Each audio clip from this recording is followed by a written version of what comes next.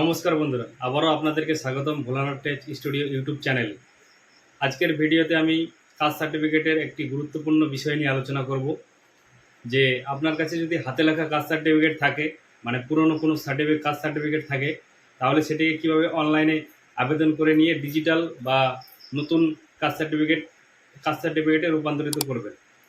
তো আবেদন কিভাবে করবেন, তার সাথে কী কী ডকুমেন্ট লাগবে এবং আবেদন কমপ্লিট হয়ে গেলে সেটিকে কোথায় জমা করতে হবে, সম্পূর্ণ বিষয় নিয়ে বিস্তারিত আলোচনা করব এবং স্টেপ বাই স্টেপ আজকের এই ভিডিওতে আমি দেখাবো। তো ভিডিওটি স্কিপ না করে শুরু থেকে শেষ পর্যন্ত অবশ্যই দেখবেন, যাতে কোনো গুরুত্বপূর্ণ স্টেপ আপনাদের মিস না হয়ে যায়। তার সাথে আমি কয়েকটি প্রশ্নেরও আজকে উত্তর দিব। আমার যে আগের ভিডিও, অর্থাৎ কাস্ট সার্টিফিকেট কীভাবে আবেদন করবেন, সেই ভিডিওর কমেন্টে কিন্তু বেশ কিছু দাদা ভাইরা কয়েকটা কোয়েশ্চেন করেছিলেন। আজকে আমি সেগুলোরও উত্তর দিয়ে দেবো এই ভিডিওতে। তো প্রথমে আমি প্রশ্নগুলির উত্তর দিয়ে দিই, তারপরে আমি শেষে দেখাবো কিভাবে আপনারা অনলাইনে আবেদন করবেন পুরনো কাস্ট সার্টিফিকেট ডিজিটাল করার জন্য। তো প্রথম কোয়েশ্চেনটা ছিল যে আমার বংশে কারো যদি কাস্ট সার্টিফিকেট না থাকে, তাহলে আমি কিভাবে 2026 সালে এসে নতুন কাস্ট সার্টিফিকেটের জন্য আবেদন করব। তো আপনাদেরকে বলে রাখি, যদি আপনার বংশে কারো কাস্ট সার্টিফিকেট না থাকে, তাহলে কিন্তু আপনাকে কাস্ট সার্টিফিকেট আবেদন করার জন্য আপনার দাদু বা আপনার বাবাদের কিন্তু আপনি যদি এসসি ক্যাটাগরি হয়ে থাকেন, তাহলে 1950 কি 51 সালের কিন্তু দলিল বা কোনো সরকারি নথি কিন্তু আপনাদেরকে দেখাতে হবে। তাহলে কিন্তু আপনি নতুন করে 2026 সালে এসে কাস্ট সার্টিফিকেটের আবেদন করতে হবে। যদি আপনারা এসটি ক্যাটাগরি হয়ে থাকেন, মানে শিডিউল ট্রাইব, তার ক্ষেত্রেও কিন্তু সেম 1950 সালের বা 51 সালের কিন্তু দলিল, না হলে কিন্তু কোনো পশ্চিমবঙ্গে যে আপনারা স্থায়ী বাসিন্দা তার কিন্তু প্রমাণ দেখাতে হবে। আর আপনারা যদি ওবিসি ক্যাটাগরির হয়ে থাকেন, তাহলে কিন্তু আপনাকে আপনার দাদু বা আপনার বাবার কোনো দলিল 1995 সালের দেখাতে হবে, বা কোনো সরকারি নথি দেখাতে হবে যে আপনারা পশ্চিমবঙ্গের স্থায়ী বাসিন্দা, বা 1995 সালের আগে থেকে আপনারা পশ্চিমবঙ্গে রয়েছেন। তো আশা করি বন্ধুরা প্রথম কোয়েশ্চেনের অ্যান্সার আপনারা পেয়ে গেছেন। দ্বিতীয় কোয়েশ্চেন ছিল যে আমরা ম্যানুয়াল সার্টিফিকেটটিকে কিভাবে ডিজিটাল সার্টিফিকেটে রূপান্তরিত করি। তো সেই নিয়ে আজকে এই আমি ভিডিওতে দেখাবো কিভাবে আপনারা ম্যানুয়াল বা হাতে লেখা সার্টিফিকেটটিকে ডিজিটাল সার্টিফিকেটের জন্য আবেদন করবেন। তো আশা করি বন্ধুরা দুটি কোয়েশ্চেনের অ্যান্সার আপনারা পেয়ে গেছেন। আরেকটা কোয়েশ্চেন ছিল যে দাদা আমি অ্যাপ্লাই করেছি কিন্তু এখনও আমাদেরটা পেন্ডিং হয়ে আছে। তো সেক্ষেত্রে আমি বলবো, আপনারা অ্যাপ্লাই করার পরে জমা করেছেন বিডিও অফিসে বা এসডি অফিসে, আপনাদেরকে যে অ্যাকনোলেজমেন্ট স্লিপটা দিয়েছিল, সেই স্লিপটা নিয়ে আবার আপনার বিডিও অফিসে বা এসডি অফিসে যান। সেখানটায় গিয়ে বলুন যে আমি যে কাস্ট সার্টিফিকেটটি আবেদন করেছিলাম সেটি এখনও পেন্ডিং দেখাচ্ছে, সেটি অ্যাপ্রুভ এখনও হয়নি। তাহলে আপনাদের কিন্তু এসডি অফিস থেকে সেই কাস্ট সার্টিফিকেটটি অ্যাপ্রুভ করে দেওয়া হবে এবং আপনারা কিন্তু অনলাইন থেকে সেই কাস্ট সার্টিফিকেটটাকে প্রিন্ট আউট বের করে নিতে পারবেন। তো আশা করি বন্ধুরা বুঝতে পেরেছেন যে কাস্ট সার্টিফিকেট বংশের মধ্যে কারো না থাকলে কিভাবে আবেদন করতে হবে। যদি ম্যানুয়াল সার্টিফিকেট থাকে সেটা তো আমি দেখাবোই এখনই। তো কথা না বাড়িয়ে ভিডিওটি বেশি লম্বা না করে তো চলুন দেখে নেওয়া যাক কিভাবে আজকে ম্যানুয়াল সার্টিফিকেট বা হাতে লেখা সার্টিফিকেটটিকে ডিজিটাল কাস্ট সার্টিফিকেটে রূপান্তরিত করতে হয়। চলুন ভিডিওটি আরম্ভ করা যাক।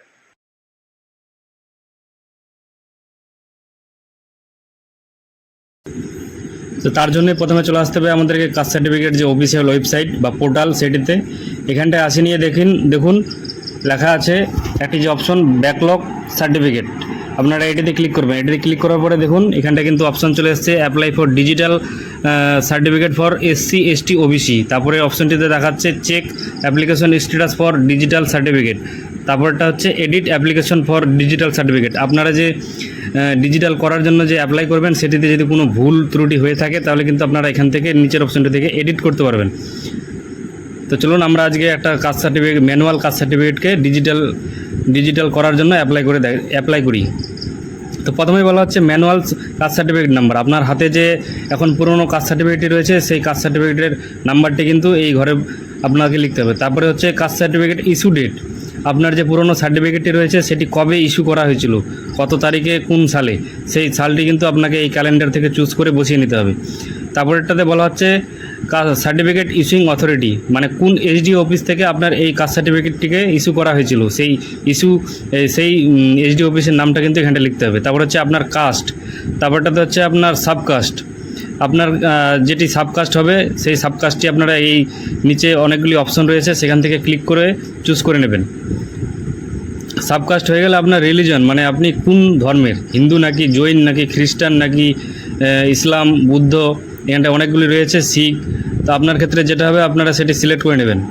তারপর হচ্ছে আবেদনকারীর নাম, যে আবেদন করবে তার আবেদনকারীর কিন্তু পুরো নামটা এখানটা লিখতে হবে। তারপর হচ্ছে আবেদনকারীর বাবার নাম, বাবার নাম লেখা হয়ে গেলে আবেদনকারীর জন্ম তারিখটা এই ক্যালেন্ডার থেকে চুজ করে এই ঘরে লিখতে হবে। তারপর হচ্ছে আবেদনকারীর জেন্ডার, পুরুষ নাকি মহিলা নাকি অন্যান্য বা ট্রান্সজেন্ডার। তারপর হচ্ছে আধার কার্ডের নাম্বার, আবেদনকারীর আধার কার্ডের নাম্বারটি কিন্তু আধার কার্ডের ঘরে বসাতে হবে। তারপর হচ্ছে খাদ্যসাথী নং, মানে রেশন কার্ডের নাম্বার, এটা স্টার মার্ক করা নাই, আপনারা চাইলে দিতে পারেন, নাও দিতে পারেন। তারপর হচ্ছে আবেদনকারীর একটি ফোন নাম্বার, বৈধ ফোন নাম্বার কিন্তু দিতে হবে এখানটায়। তারপর হচ্ছে স্টেট চুজ করাই থাকবে। তারপর হচ্ছে ডিস্ট্রিক্ট, আপনি যে ডিস্ট্রিক্টে থাকেন সেই ডিস্ট্রিক্টটি এখান থেকে সিলেক্ট করবেন।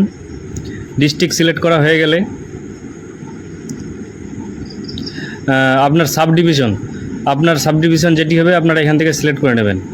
তারপর হচ্ছে পুলিশ স্টেশন, আপনার যেটা পুলিশ স্টেশন হবে সেটি এখান থেকে চুজ করে নেবেন এবং তারপরে পোস্ট অফিসটা সিলেক্ট করে নেবেন। পোস্ট অফিস সিলেক্ট করা হয়ে গেলে আপনি কি গ্রামীণ অঞ্চলে থাকেন নাকি শহরাঞ্চলে, শহরাঞ্চলে হলে মিউনিসিপ্যালিটি, গ্রামীণ অঞ্চলে থাকলে হচ্ছে ব্লক।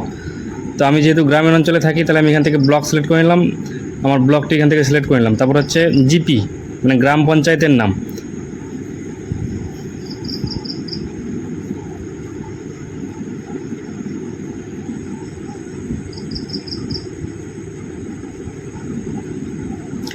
গ্রাম পঞ্চায়েতের নাম সিলেক্ট করা হয়ে গেলে গ্রামের নামের ঘরে গ্রামের নামটি বসিয়ে দেবেন। তারপর হচ্ছে পিনকোড, আপনার এরিয়ার যে পিনকোডটি রয়েছে 6 সংখ্যার, সেই পিনকোডটি কিন্তু বসাতে হবে। তারপর নিচের দিকে দেখুন কি বলা হচ্ছে, আপলোড ওল্ড সার্টিফিকেট ফটো, আপনার যে পুরনো কাস্ট সার্টিফিকেটটি রয়েছে সেটি কিন্তু স্ক্যান করে 100 কেবির মধ্যে আপনাদেরকে এখানটায় কিন্তু আপলোড করতে হবে। আপলোড করা হয়ে গেলে ডান দিকে দেখুন বলা হচ্ছে অ্যাপ্লিক্যান্ট ফটো, এখানটা কিন্তু আবেদনকারীর একটা রিসেন্ট ফটো স্ক্যান করে 50 কেবির মধ্যে কিন্তু আপলোড দিতে হবে। আপলোড করা হয়ে গেলে নিচে যে ক্যাপচারটি শো করছে সেই ক্যাপচারটি ফিল করে আপনাদেরকে কিন্তু সাবমিট বাটনে ক্লিক করতে হবে। সাবমিট বাটনে ক্লিক করা হয়ে গেলে আপনাদের সামনে কিন্তু পরবর্তী একটি পেজ ওপেন হয়ে যাবে।